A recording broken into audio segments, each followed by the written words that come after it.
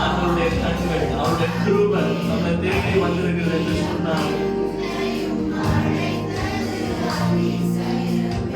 கையை உயர்த்தி நான் இதற்காக மாத்தியனல்ல, இது கிருபையே வேறொன்றுமில்லை.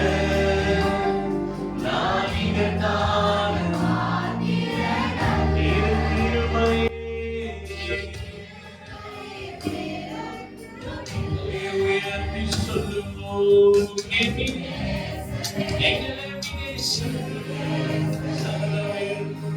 ஒரு பலத்தோடு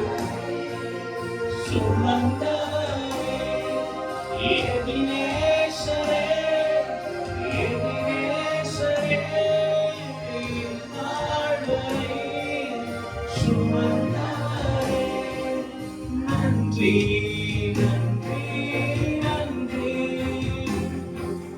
இதயத்தில் நன்றி